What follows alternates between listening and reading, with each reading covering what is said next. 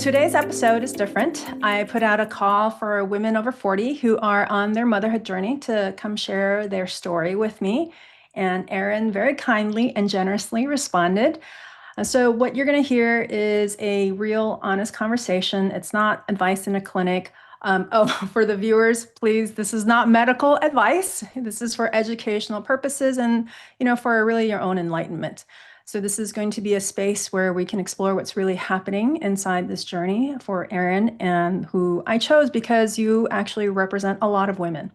And so thank you so much for being here. Why don't we start with you just sharing where you are right now in your journey? Okay. So I'm 42 and my husband and I got married last year. And even before then, we had been trying to conceive for a while. And I first had sought fertility support when I was 37. It was right before I met my husband. And I thought I would be freezing eggs because I hadn't met somebody yet. About 6 months later, I met my husband, and I was just getting ready to go into that process. And so we thought we would just try naturally because I never tried to get pregnant naturally. They told me I had low ovarian reserve, low AMH, high FSH, low follicles, just all the fun diagnoses that, once you start researching and looking at everything, it's very doomsday, of course, and you kind of feel like you have no hope. And after he and I tried for about a year and a half, I said, well, maybe we need to go talk to somebody again. We finally went back to a different clinic and they said they would work with me. They recommended donor eggs right off the bat, but they said they would work with us and that it would probably take 3 to 4 cycles to get any viable eggs. And I thought about a whole year basically of hormones and shots and injections and lifestyle changes and probably feeling really crappy and weight gain and bloating and cramping and personality shifts. And I just told my husband, I don't think I want to do this. And so we found a woman who is known for holistic approach and acupuncture and Chinese herbs. So she's like a, you know, practitioner of Chinese medicine. And I started seeing her in January of this year. And initially, it felt like things were going really well. She said I was responding really well to the acupuncture and the herbs and everything. And then more recently, she's like, I don't know what to tell you. Like your hormones are just kind of tanking, and this whole journey is just like I want to believe that I can have a baby. It's like so hard to watch my friends who are similar age as I am, um, seemingly having no problem, getting pregnant. So that's kind of where I'm at right now. I've done several coaching programs as well, like online coaching programs that haven't really done much. It's more like, well, don't eat this, don't eat that, take these supplements, do this, do that, and eliminate every toxin from your home and from your makeup routine and your beauty care routine. I've done all of that. Um, so it's like, we're starting to finally talk about whether we pursue adoption at this point. And it feels honestly just feels really hopeless. My husband doesn't really get it. He doesn't understand like how hard it is for me to feel like a failure, like as a woman, just like I just can't get pregnant. So yeah, that's where we're at. Okay, thank you. Thank you for sharing. As you were going into trying with your husband, did you have that kind of in the background of your mindset, like this is going to be challenging? Yes, I Okay. definitely can. Okay, that's what I'm trying to get at. Okay. Because what happens a lot with women who have kind of been given this diagnosis, either whether it's because you got the diagnosis before you started trying, or women often kind of come in with it based on their age. They Mhm. already have this preconceived notion that it's going to be a struggle and it's going to be a challenge. So Yeah. that's what I want to kind of highlight and point out is that because it's very common and it's very normal because of what you've been through with the doctors. So what happens is you bring in the expectation that it's going to be an uphill battle. So the superficial layer was you were hopeful, but the underlying frequency was this is going to be hard, Yeah. right? Yeah. So that's what won out.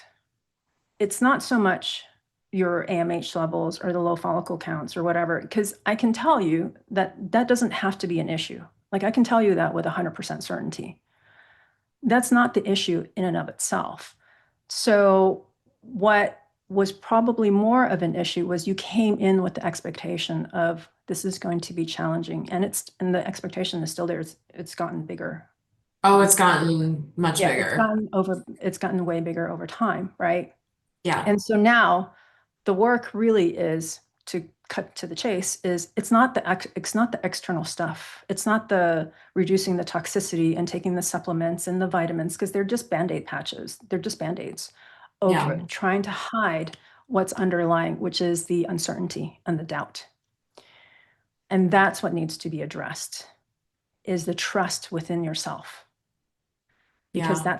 that's basically been broken really right out of the gate, honestly, by the doctors, by all of kind of the doomsday diagnosis. So it's not about what you need to do on the external. The reason why you're feeling hope is it's not a random emotion. It has a much deeper meaning beyond, beyond the, oh, I wish it's going to happen. What it is that it's giving you feedback about a situation you know, that your true core knows that it's possible, but your physical mind is fighting it because it's creating this logic or structure of, well, based on these tests and labs and what the doctors say, and these are people of authority, it's probably not possible. It's very likely not possible. So you have this battle, and it's like super common of your mind looking at the black and white, the logistics, and factually, objectively, it seems true. But your heart, somewhere deep within you, there's an inkling, a glimmer of, I know that this is possible. That's why I want it so much. And so Yeah. there's this battle.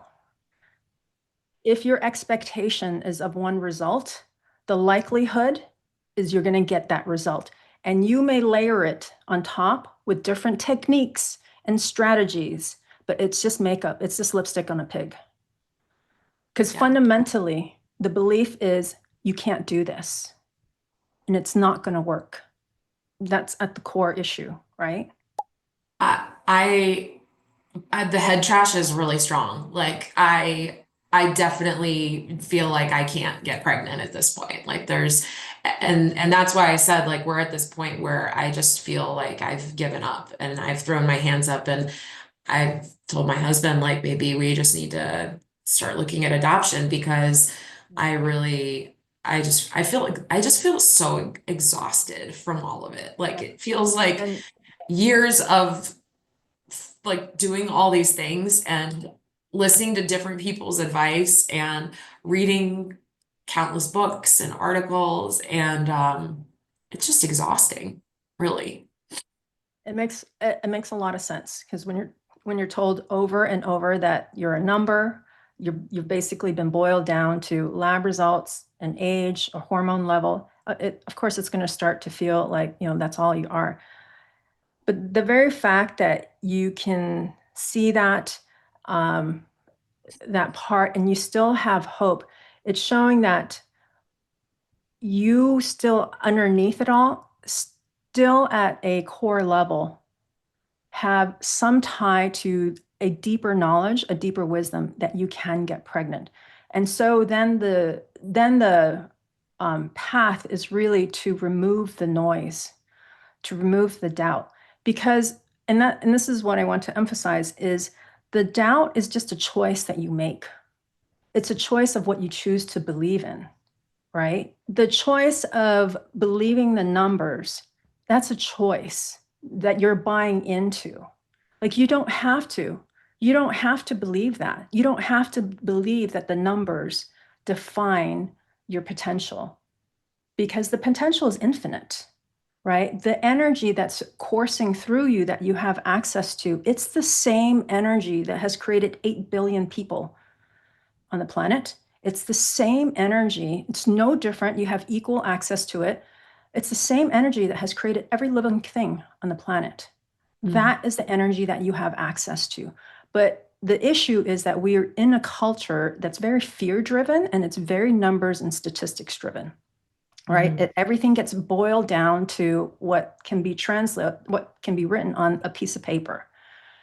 And so then your job, and this is why, the work that I do is really about, it's got to be more than the baby. It's got to be the return to yourself, of learning to trust yourself and learning to trust what's within your heart. Because if your heart is telling you that you can do this, regardless of what the doctors are throwing at you and what you're seeing online and stuff, if your heart and your intuition and your higher self will never guide you down a path that's destructive for you, that would dead end for you. It's always, your higher self is always going to guide you down a path that's for your benefit, for your highest evolution, right? And so then the challenge is how do you soften the noise? And that's really basically your biggest task, is to cut through that noise and really stay anchored to that soul desire, because the soul desire is coming through because your higher self sees it, sees the opportunity, and sees the possibility. Otherwise, it wouldn't be there, Yeah. right? Does that sound resonate for you at some level? Yeah, I mean, it's interesting because I didn't always know I wanted to have kids. Mhm. For a long time, I had a lot of trauma in my childhood, and I wasn't sure that I Mhm. I could raise a child without passing that trauma down a generation. And then Okay. after doing a lot of work in it was like I just had a realization of I really want to have kids, and it happened later in my life. Great.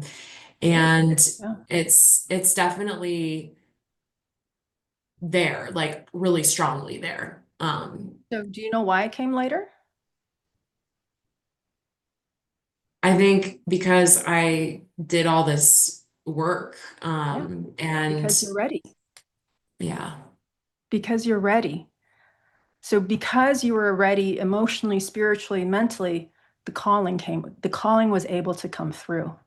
yeah, You've got to anchor into that calling and say, this is my truth. And everything else is everyone else's opinions. That's all it is. They're just opinions.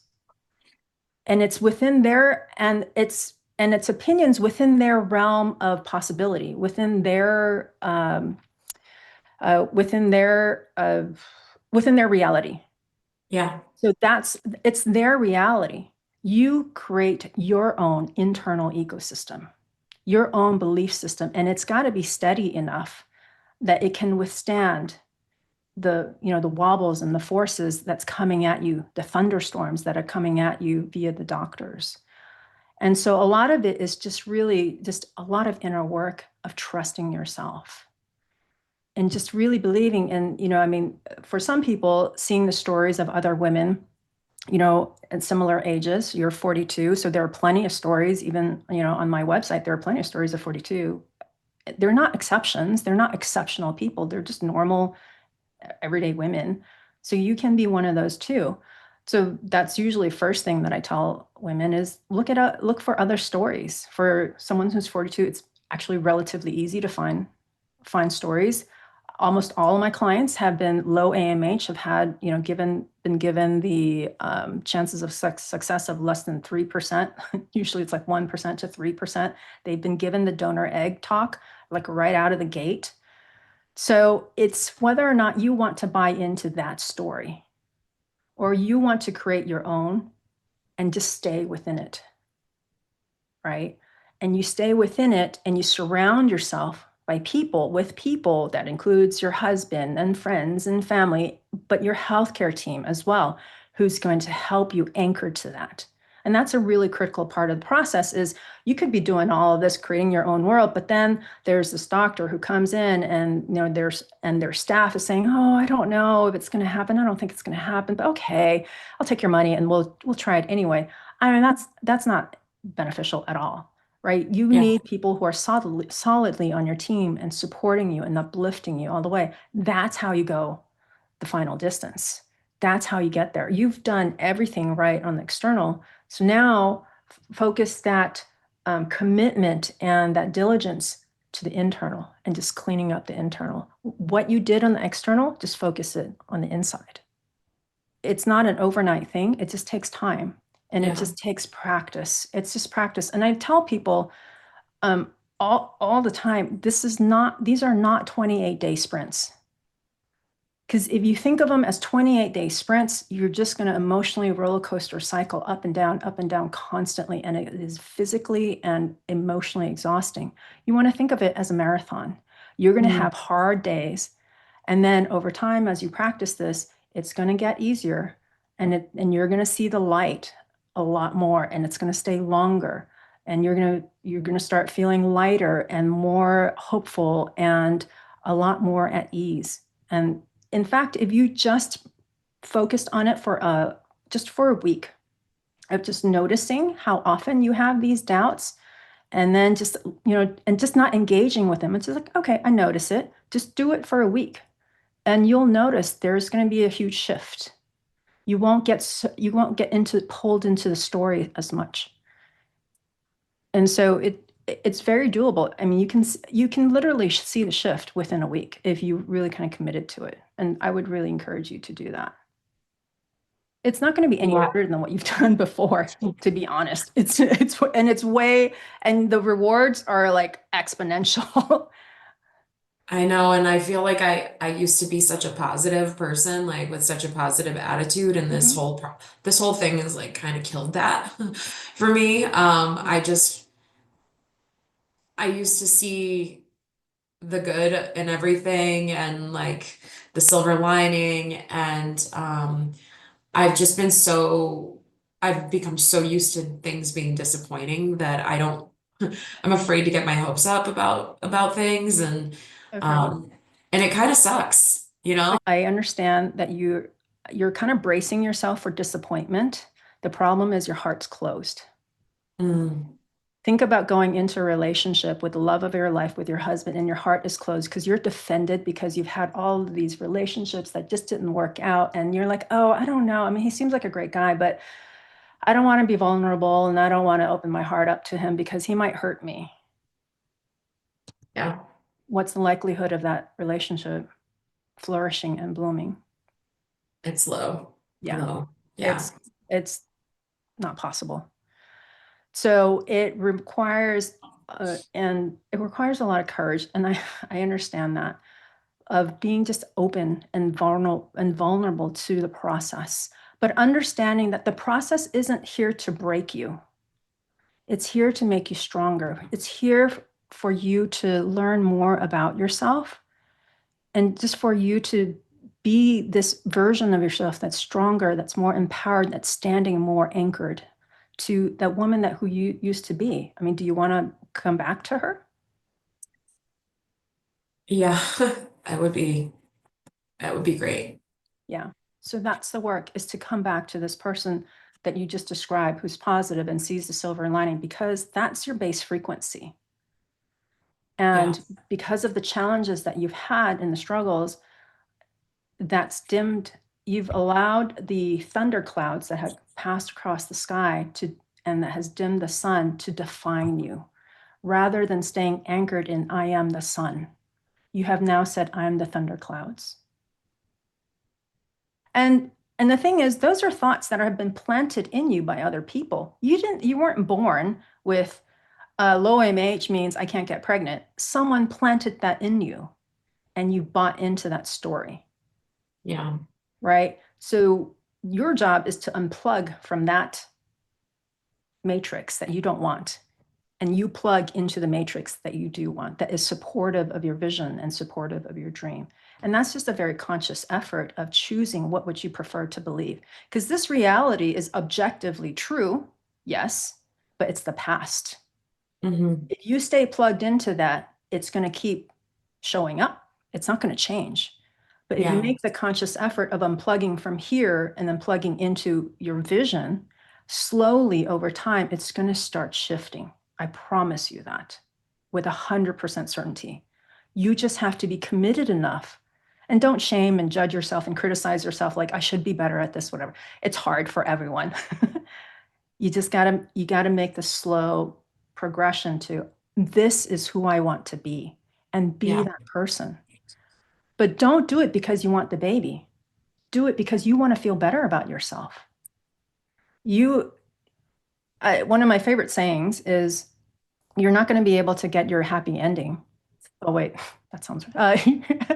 You're not going to get your happily ever after on an unhappy journey. Mm. So you've got to make the journey about yourself, about coming back to yourself. When you do that, then the baby comes as a natural result of your transformation. Otherwise, if you make it about the baby, it becomes transactional. I'm Mm. doing this in order to get the baby.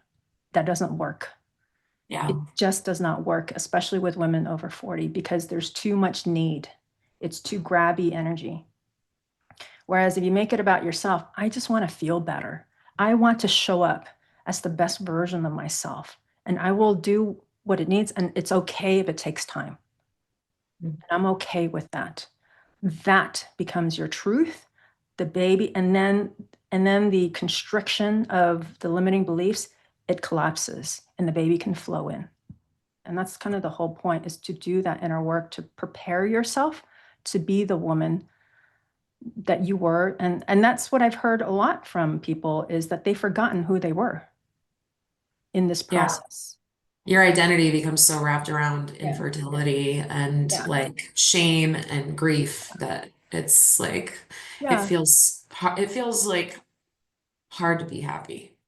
I know, but it's within you. The thing is, the happiness doesn't come from the outside, Yeah. right? Even when you're holding your baby, where's the happiness coming from? It's coming from within you. So it's within you. It's just that the baby is the permission slip for you to open your heart, right? It's going back to your heart's closed right now because of the disappointment, which is totally understandable. Yeah. So how do you open your heart without the baby there? And that's the challenge women over 40 have, because they need the baby. They think they need the baby in order to feel the happiness and the love. And you don't need that because it's within you. The, Yeah. the baby is just the key, but the emotion is within you.